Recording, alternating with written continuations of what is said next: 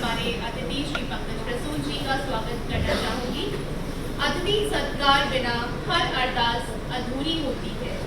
अतिथि सत्कार बिना हर अरदास अधूरी होती है। अतिथि ही वो फरिश्ते हैं जिनके आने से आस पूरी होती है। इन्हीं शब्दों के साथ मैं प्रोफेसर तनवीर खरीजा जी से विनम्र निवेदन करती हूँ कि वो पुष्प गुच्छ देकर के हमारे आज के आमंत्रित अतिथि को सम्मानित करें।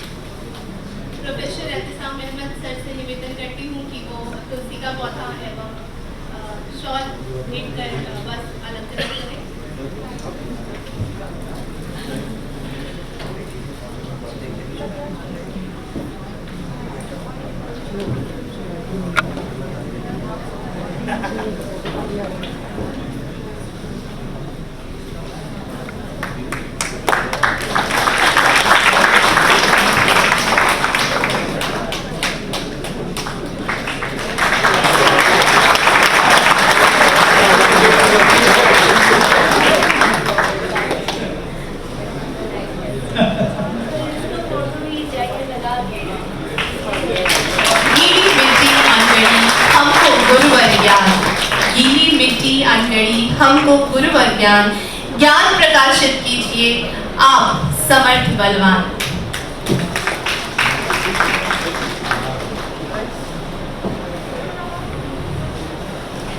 बहुत बहुत धन्यवाद। कार्यक्रम को गति प्रदान करते हुए अभिभाषण के इस क्रम में जो हमने बीच में काव्य पाठ की वजह से थोड़ा सा रुक गए थे, आगे बढ़ाते हुए अपने श्री पंकज प्रसून जी को आमंत्रित करना चाहती हूँ। आमंत्रित करने से पूर्व बताना चाहूंगी कि ये वही पंकज प्रसून जी हैं जिनके द्वारा रचित कविता, जिनका मैंने कुछ क्षण पूर्व जिक्र भी किया था कि लड़कियां बड़ी लड़ाका होती हैं, का पाठ विख्यात अभिनेता श्री अनुपम खेर द्वारा किया गया था और जो सोशल मीडिया पे ये वीडियो काफी लोकप्रिय एवं वायरल भी हुआ था। श्री प्रसून रायबरेली शहर के रहने वाले हैं और एक अंतर्राष्ट्रीय ख्याति के व्यंग्यकार और कवि हैं। वह उन विरले लेखकों में से हैं जिन्होंने गद्य और पद्य दोनों विधाओं में अपनी विशिष्ट पहचान बनाई है। लाल किले के प्रतिष्ठित मंच से लेकर कैम्ब्रिज विश्वविद्यालय तक उन्होंने अपनी छाप छोड़ी है।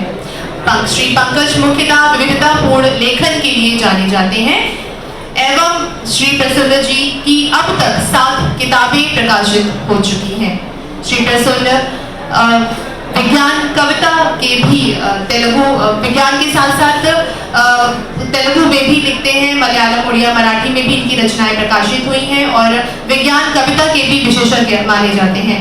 देश में विज्ञान कवि सम्मेलनों की स्थापना का श्रेय श्री प्रसून को ही जाता है। तो मैं एक बार आप सभी से निवेदन करती हूँ कि एक बार जोरदार करताल ध्वनि से हमारे आज के अतिथि का स्वागत करें। बहुत बहुत आभार आपका आदरणीय कुलपति महोदय, आदरणीय कर्ण साहब और हमारी हिंदी विभाग की जो प्रोफेसर साहिबा बैठी हुई हैं, आपको सादर प्रणाम करता हूँ। और मेरे बारे में परिचय जब दिया जाता है तो पता नहीं क्यों ईश्वर को तो चाहिए कि खूब उसकी वंदना हो, मेरी होती है तो मुझे खलने लगता है, अंदर से तो ऐसा होने लगता है कि शायद उतना कुछ नहीं है, जो हो गया है वो हो गया है, बहुत कुछ काम करना बाकी है। तो मैं बताऊं कि इतना सब कुछ बताया गया, बहुत चीज़ें नहीं बताई गई, वो मैं आपको बताता हूँ। मैं वास्तव में बहुत उच्च कोटि का साहित्यकार हूँ, बहुत हाई लेवल का हूँ, बहुत हाई लेवल का। और फिर ये भाषा विश्वविद्यालय ने हमें आमंत्रित किया है तो यूं ही नहीं किया, कुछ तो देखा होगा, ममता जी ने कुछ देखा होगा कि भाई ऐसा भाषा का कौन सा विद्वान है क्या। तो मैं बताऊं, मुझे 5 भाषाएं आती हैं सर, 5 भाषाओं में लिख पढ़ और बोल सकता हूँ।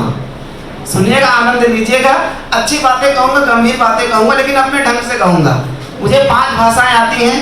मुझे राजभाषा आती है, मुझे राष्ट्रभाषा आती है, मुझे राजभाषा आती है, मुझे संपर्क भाषा आती है और 5वीं मुझे हिंदी भाषा आती है। राजभाषा, राष्ट्रभाषा, मातृभाषा, संपर्क भाषा और हिंदी भाषा, 5 भाषाओं का मैं अद्भुत जानकार हूँ। अब सोचिए हिंदी में ही इतनी सारी भाषाएं छिपी हुई हैं, ये हिंदी की ताकत है। हमारे सुरेंद्र शर्मा जी कहते हैं कि अंग्रेजी भी ज़रूरी है और हिंदी भी ज़रूरी है। अंग्रेजी हमें कार दिलाती है लेकिन हिंदी हमें संस्कार दिलाती है। दोनों ही जीवन के लिए बहुत ज़रूरी चीज़ें होती हैं। तो मैंने अपनी भाषाओं के बारे में बताया। दोस्तों यहाँ सब बैठे हुए हैं, उच्च शिक्षा प्राप्त करने आए हैं। मैं बचपन में उच्च शिक्षित हो गया था। मैं पहाड़ पे बैठकर पहाड़े याद किया करता था और मैंने कोई हल्की कविता लिखी ही नहीं। अब भाषा विश्वविद्यालय में मुझे लगा कि मुझे कोई ज़बरदस्त कविता पढ़नी चाहिए। तो मैंने कर्ण जी बताते रहते हैं कि पंकज यार भाषा का स्तर बहुत गिर रहा है, तो कहा चिंता न करिए, आज से मैं ठेका ले लेता हूँ, मैं स्तर को बढ़ाने का काम करूँगा। तो मैंने वहीं से शुरू कर दिया था कि मैं भाषा के स्तर को बढ़ाऊँगा। मैंने 4 पंक्तियाँ लिखी थी जो कर्ण जी को उस समय सुनाई थी, आज आपको सुना रहा हूँ। अगर अच्छा लगे कि कोई भाषा के साथ प्रयोग हुआ है तो फिर आशीर्वाद दीजिएगा। सुनिए कि सुकूने नक्श के दौरे जुनू मजमू सजा दीजिए। कोई फारसी वाले बैठे हुए, अरबी वाले हैं, उर्दू वाले भी। सोचिए क्या है, लगाइए दिमाग। पीछे 2-4 लोग लगा रहे हैं दिमाग। आप आइंस्टीन के आसपास के आईक्यू वाले हैं। फिर से सुनिए कि सुकूने नक्श के दौरे जुनू मजमू सजा दीजिए, हसीने ताक के मौजू अजी अलवर रजा दीजिए। यह गालिब और मीर के 5 हाथ आगे की शायरी है। वो लिख ही नहीं पाए, ऐसा ना जिंदगी में कभी कोई लिख पाएगा जो मैंने लिख दिया है। फिर से सुनाता हूँ, ये मेरी अपनी जमीन है, ना गालिब की है, ना मीर की है, ना जोश मरी आबादी की है। फिर से सुनिए, सुकूने नक्श के दौरे जुनू मजमू सजा दीजिए, हसीने ताक के मौजू अजी अलवर रजा दीजिए। मैं लिखकर अब तलक इसको समझ पाया नहीं साहिब, अगर समझे नहीं तो आप ही ताली बजा दीजिए।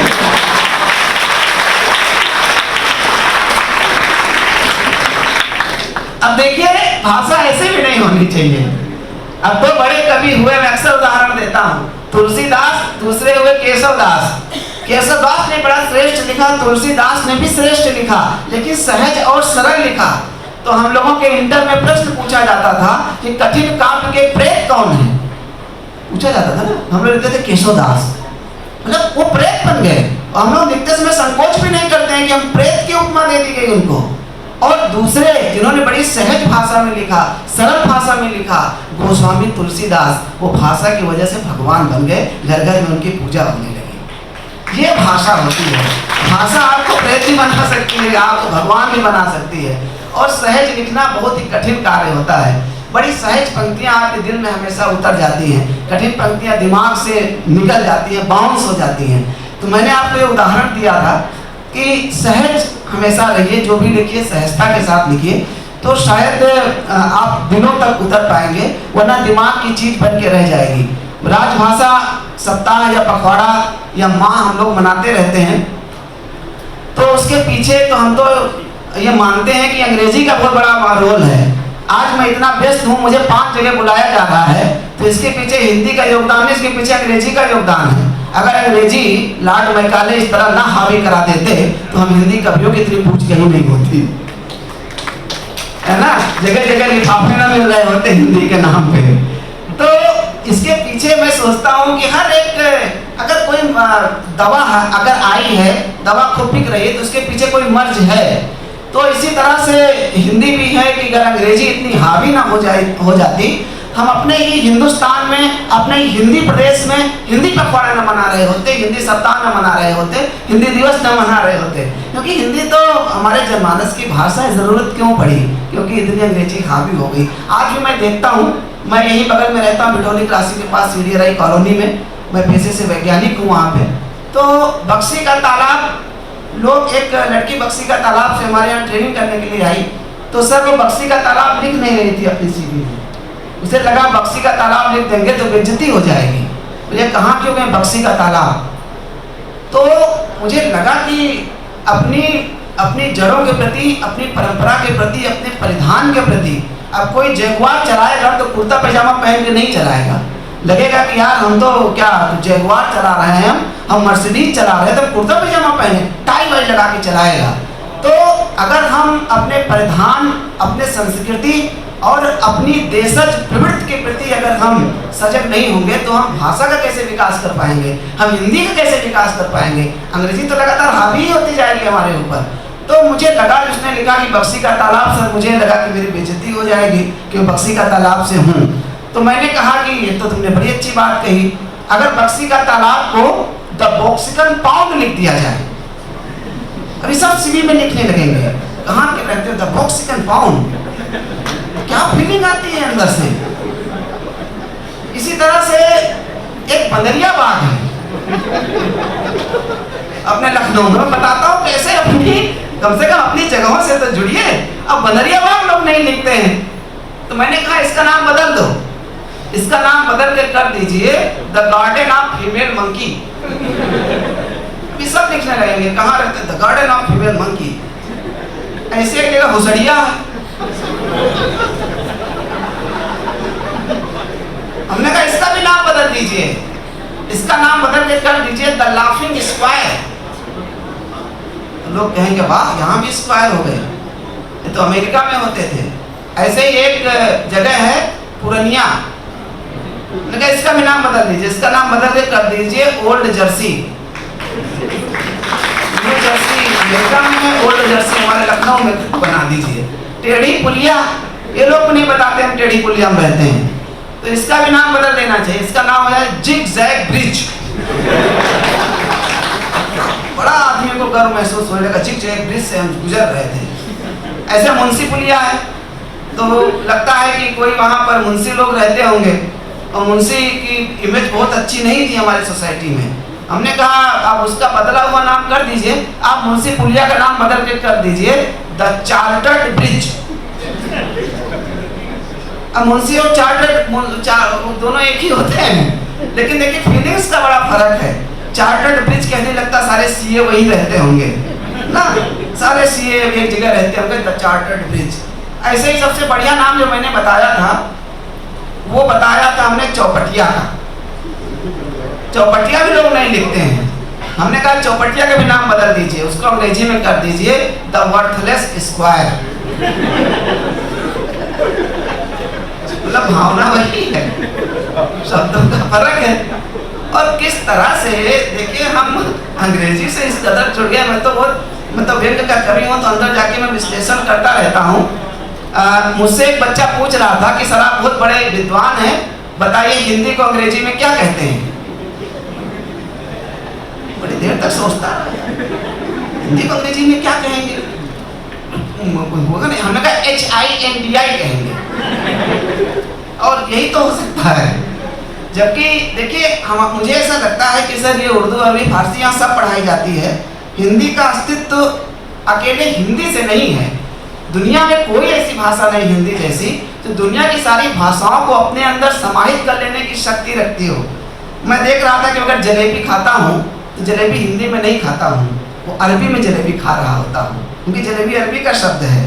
कहते हिंदी में मुहावरा, तो मुहावरा खुद ही हिंदी का नहीं है, मुहावरा भी अरबी का शब्द है। कभी लगता है कि औरत आदमी, ये भी हिंदी के नहीं है, आदमी औरत भी अरबी के शब्द हैं। किताब जो हम पढ़ते हैं वो किताब भी हिंदी की नहीं है, किताब भी अरबी का शब्द है। पुलिस भी फ्रांसीसी का शब्द है। पलक, पलक भी कहते हैं फ्रांसीसी से आया है। और ये दुकान, उर्दू, दरोगा, ये सब तुर्की के शब्द हैं। जब हम चाय पीते हैं तो हम हिंदी की चाय नहीं पी रहे होते हैं, तो हम चीनी वाली चाय पी रहे होते हैं, क्योंकि चाय चीनी से आया है। लीची जब हम खाते हैं तो हम हिंदी के पेड़ की लीची तो जरूर खा रहे होते हैं, लेकिन जो हम लीची कहते हैं तो ये लीची भी चीन से आया है। और जब हम रिपोर्टाज कहते हैं, हिंदी में रिपोर्टाज एक विधा है। रिपोर्टाज जब हम कहते हैं तो फ्रांसीसी का शब्द है रिपोर्टाज। रिपोर्टाज ना हिंदी का है ना अंग्रेजी का है। और जो बजट पेश करने हमारे वित्त मंत्री जी जाते हैं, ये फ्रेंच भाषा का शब्द है। ये बजट पेश करने के लिए जब जाते हैं तो फ्रेंच भाषा जा रही होती है साथ में। तो ऐसा और किसी भाषा में, आप चाइनीज भाषा में कोई आप हिंदी का शब्द घुसेड़ के देखिए, दम हो तो कोई घुसेड़ के दिखाए, आएगी ही नहीं। अब फ्रांसीसी में बहुत मुश्किलें नहीं आएगी, लेकिन हिंदी गजब की भाषा है, सारी भाषाओं के शब्दों को ये अपने अंदर समाहित कर लेती है। लेकिन हमें ऐसा लगता है कि हिंदी के बारे में ज़्यादा चिंता करने की बात नहीं है। आप इंसानों को छोड़ दीजिए, मैंने छोटा सा शोध किया, आप इंसान छोड़ दीजिए, आप कुत्ता ले लीजिए, कुत्ता चाहे ब्राजील का हो और कुत्ता चाहे बाराबंकी का हो, कुत्ता बात नहीं करेगा, कुत्ता भौं करेगा, और भौं हिंदी भाषा का शब्द होता है। आप बिल्ली ले लीजिए, बिल्ली चाहे लंदन की हो और बिल्ली चाहे लखनऊ की हो, बिल्ली म्याऊं म्याऊं करेगी, कोई शब्द ही नहीं बना, म्याऊं म्याऊं ही करेगी वो, म्याऊं म्याऊं हिंदी भाषा का शब्द होता है। कोयल चाहे आपके पुरनिया की हो और कोयल चाहे जिस दूसरे देश की हो, अरब की हो, कोयल कुकू भी करेगी, कौवा काँव काँव भी करेगा। कभी जब समंदर बहेगा, चाहे हिंद महासागर चाहे प्रशांत महासागर, तो उसके बहने की जो ध्वनि होगी वो हिंदी भाषा की होगी। नदी के बहने की स्वर लहरी हिंदी भाषा की होगी। हवाएं हिंदी भाषा में चलती हैं, चूड़ियाँ हिंदी भाषा में खनकती हैं। इसलिए मुझे लगता है हिंदी इस पूरे राजभाषा राष्ट्रभाषा से ऊपर हमें लगता है पूरे धरती ग्रह की भाषा है कि सब कुछ हिंदी में हो रहा होता है। यहाँ पर ये हिंदी की बहुत बड़ी शक्ति है। और चार पंक्तियां कहता हूं कि हिंदी ने भाषाओं के जग में स्थान बनाया है।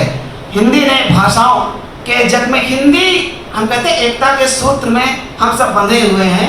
पूरा जब हम वसुधैव कुटुंबकम की फीलिंग की बात करते हैं तो हम हिंदी की बात कर रहे होते हैं, क्योंकि हिंदी भाषा वसुधैव कुटुंबकम वाली भाषा है। विश्व की सारी भाषाएं हिंदी भाषा में समाहित हैं कि हिंदी ने भाषाओं के जग में स्थान बनाया है। हिंदू मुस्लिम सिख ईसाई को इंसान बनाया है। और हिंदी के प्रति श्रद्धा प्रेम समर्पण का हम भाव रखें। हिंदी ने ही भारत भूमि को हिंदुस्तान बनाया। जब हम हिंदी कहते हैं तो हिंदुस्तान जरूर कहते हैं, और हिंदुस्तान में सारे जाति धर्म वर्ण सब कुछ आ जाता है। तो हिंदी हमारी इस इतनी सशक्त और इतनी सबल भाषा है। मैं बहुत कुछ हिंदी पर अपनी तरह से बोल सकता हूँ, कह सकता हूँ। मुझे ऐसा लगता है कि हिंदी का विकास वास्तव में कैसे हो सकता है जब कानून की भाषा हिंदी बने, जब विज्ञान की भाषा हिंदी बने, जब अर्थशास्त्र की भाषा हिंदी बने। क्योंकि हिंदी में साहित्य तो बहुत लिखा जा रहा है। मैं देखता हूँ कि हर महीने कम से कम 200-250 किताबें हिंदी की प्रकाशित होती हैं, और लेकिन हिंदी में विज्ञान कितना लिखा जा रहा है। मैं देखता हूँ विज्ञान की कोई भी किताब, साल में शायद 2-4 किताबें विज्ञान की हिंदी में लिखी जाती हों, वरना नहीं लिखी जाती हैं। मैं देखता हूँ कि और बाकी विधाओं में इंजीनियरिंग की कितनी किताबें हिंदी में लिखी जाती हैं, तो नहीं लिखी जाती हैं। और आप चीन को ले लीजिए, चीन में 70 भाषाएं हैं, लेकिन एक मंदारिन भाषा को उन्होंने नेशनल लैंग्वेज का दर्जा दिया और सबके लिए मंदारिन में काम करना अनिवार्य कर दिया गया। और उसके बाद में 70 भाषाएं चीन की, और मंदारिन बिल्कुल हिंदुस्तान वाली सिचुएशन वहाँ कभी थी। मंदारिन को उन्होंने अपनाया, अनिवार्य किया, और उसके बाद में चीन देखिए कितना आगे पहुँच गया। तो सारे जितने भी देश हैं सब अपनी अपनी भाषाओं में विकसित हुए हैं। अगर भारत को विकसित होना होगा तो हिंदी में ही सब कुछ करना होगा। हम बहुत कुछ, अब हम कैसे अपना उदाहरण देता हूँ, तो मैंने सबसे पहले अवधी बोलना शुरू किया। अवधी के बाद में मैंने खड़ी बोलना शुरू किया। इंटर तक मैं हिंदी पढ़ता रहा, उसके बाद में बीएससी करने आया तो सब कुछ अंग्रेजी में हो गया। तो जहाँ मुझे कॉन्सेप्ट सीखना था, जहाँ मुझे रदरफोर्ड का मॉडल सीखना था, या जहाँ हमें आइंस्टीन का सिद्धांत सीखना था, वहाँ पर मैं भाषा सीख रहा था। कितनी सारी हमारी ऊर्जा जो वेस्ट हो गई। अंग्रेजी में हमें पढ़ना है, अब हम वहाँ पे भाषा सीख रहे हैं, वहाँ हम ग्रामर सीख रहे हैं, वहाँ हम जो है देख रहे हैं कि ये तो शब्द हमारे पल्ले नहीं पड़ रहा, हम बार-बार रटने की कोशिश कर रहे हैं। कॉन्सेप्ट को हम जब बीएससी में जाते हैं तो रटने की कोशिश करते हैं, हमें जबकि रटना नहीं चाहिए। हिंदी में हम बहुत आराम से अभिव्यक्त कर सकते हैं, लेकिन क्या करें, किताबें ही नहीं है तो कैसे करें। तो ये बहुत बड़ा ब्लैंक है कि हमें कॉन्सेप्ट सीखने में जो ऊर्जा हमें जानी चाहिए थी, वो हम भाषा सीखने में अपनी ऊर्जा को लगा रहे हैं। तो ऐसा हो कि हम अपनी भाषा में सब कुछ सीख पाएँ, कर पाएँ। और समय की बाध्यता है, मुझे कभी कैनरा बैंक जाना है, तो मैं एक छोटी सी कविता आपको सुना लेता हूँ जिस कविता का जिक्र आपने किया था, और उसके बाद सुना दें या फिर बैठ जाएं? नहीं, मैं आपसे वैसे भी निवेदन करने वाली अच्छा, थी कि ठीक है, अनुपम खेर जी के मुंह से मैं समझ रहा हूँ उस कविता को बहुत लोगों ने पढ़ा, और ऐसा होता है हम कवि लोग बहुत सारी कविताएं लिखते हैं। कबीरदास जी ने बहुत सारे दोहे लिखे, तुलसीदास जी ने बहुत सारी चौपाइयाँ लिखी, लेकिन कुछ एक पंक्तियाँ होती हैं जो गालिब ने बहुत सारी गज़लें लिखी, दीवान लिखा, लेकिन कुछ उनके शेर होते हैं या कवि की कोई एक कविता होती है, कोई दो कविताएं होती हैं जो जनता तक पहुंचती हैं और जनता के जहन तक उतरती हैं। तो मेरी ये ऐसी एक कविता थी, लड़कियां बड़ी लड़ाका होती हैं। मैं हास्य व्यंग का कवि हूँ, मैं हंसाता रहता हूँ लोगों को, एक एक घंटे दो दो घंटे मैं आपको हंसा सकता हूँ, बहुत सारी बातें हास्य की कर सकता हूँ। तो ये कविता मेरे मेयार से थोड़ी हट करके कविता थी, और जिसने वास्तव में मुझे एक बड़ी पहचान दिलाई हिंदी काव्य मंचों में भी और साहित्य में भी। बहुत सारे लोगों ने इसे पढ़ा। मैं देखता एक कविता आई कैसी थी, अभी हास्य व्यंग का कवि हूँ तो ज़्यादातर व्यंग से ही मुझे आइडियाज़ मिलते हैं। मैं IT में उधर रहता था पहले निराला नगर में, तो मैं IT चौराहे पे देखता था वहाँ पर, तो जो IT कॉलेज की जो लड़कियाँ निकलती थी या यूनिवर्सिटी की जो लड़कियाँ निकलती थी, तो मैं देखता था कि राइट इंडिकेटर दे करके लेफ्ट को मुड़ जाती थी। तो मैं समझ जाता था कि महिलाएं सशक्त हो चुकी हैं। या मैं कभी देखता हूँ तो स्कूटी इतना तेज चलाती हैं लड़कियाँ कि तीसरे गियर में स्कूटी रहती है और पैर से रोक देती है, लेकिन ब्रेक लगाती ही नहीं है। मैंने पूछा क्यों ब्रेक नहीं लगाती है, तो बोले बहुत दिन हमने बहुत हमारे ऊपर समाज ने ब्रेक लगाया, मैं क्यों लगाऊं। तो कविता ने जन्म लिया। एक बार क्या हुआ, विवेकानंद जी के एक शिष्य ने विवेकानंद जी से पूछा कि ये बताइए कि दुनिया में माँ की इतनी इज्जत क्यों होती है, पिता का भी बड़ा काम होता है, पिता को वो स्थान क्यों नहीं मिल पाया जो माँ को मिला। तो उन्होंने कहा कि ये 3 किलो का पत्थर ले जाओ, इसे अपने पेट में बांध लेना और 4 दिन तक बांधे रहना, फिर मेरे पास आना, फिर मैं बताऊंगा कि माँ का स्थान इतना ऊंचा क्यों होता है। वो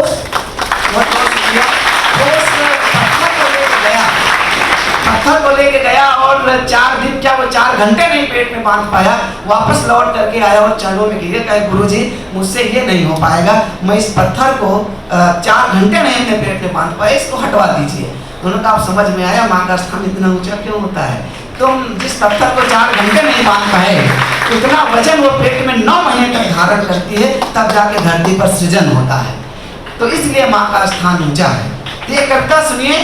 अक्सर ये कहावत कही गई है, लड़कियां बड़ी लड़ाका होती हैं, लेकिन क्यों होती हैं ये मैंने सिद्ध किया है, सुनिएगा।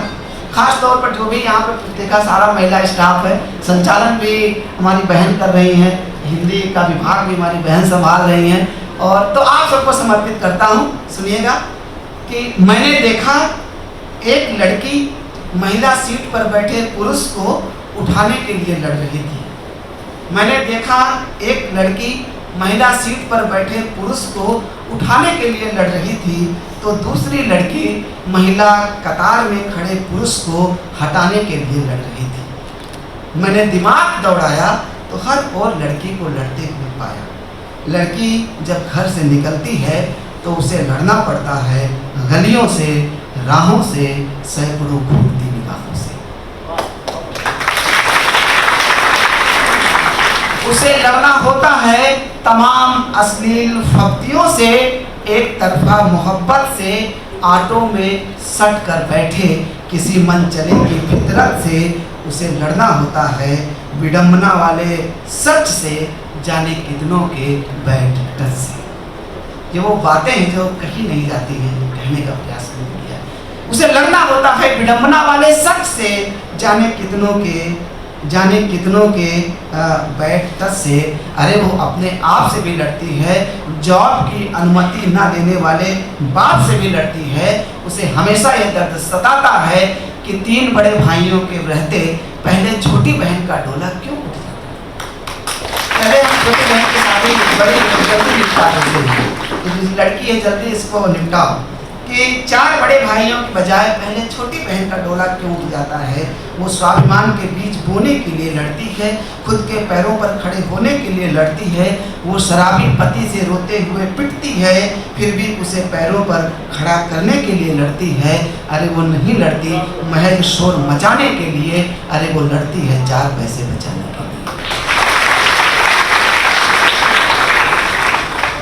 वो अपने अधिकार के लिए लड़ती है, सुखी परिवार के लिए लड़ती है। वो सांपों से चील बन के लड़ती है, अदालत में वकील बन के लड़ती है। वो दिल में दया, ममता, प्यार लेके लड़ती है और जरूरत पड़े तो हाथ में तलवार लेके लड़ती है। वो अमृता बन के पेन से लड़ती है, अमृता प्रीतम, वो अमृता बन के पेन से लड़ती है तो अवनी बन के फाइटर प्लेन से लड़ती है। कभी कील बन के लड़ती है, कभी किला बन के लड़ती है, कभी शर्मिली बन के लड़ती है तो कभी यूरोप शर्मिला बन के लड़ती है। कभी नफरत में, कभी अभाव में लड़ती है, कभी इंदिरा बन के चुनाव में लड़ती है। प्यार में राधा दीवानी की तरह लड़ती है तो जंग में झांसी की रानी की तरह लड़ती है। जंग में झांसी की रानी की तरह लड़ती है। कभी शाहबानो बन पूरे समाज से लड़ती है। 3 तलाक बिल जो आया उसकी वजह से आया। कभी शाहबानो बन पूरे समाज से लड़ती है तो कभी सावित्री बन के यमराज से लड़ती है। कभी सावित्री बन के यमराज से लड़ती है, कभी रजिया, कभी अपाला बन के लड़ती है तो कभी बेगम हजरत महल, कभी मलाला बन के लड़ती है, कभी वाम तो कभी आवाम बन के लड़ती है और जरूरत पड़े तो मेरी कौम बन के लड़ती है। कभी दुर्गावती, कभी दामिनी बन के लड़ती है।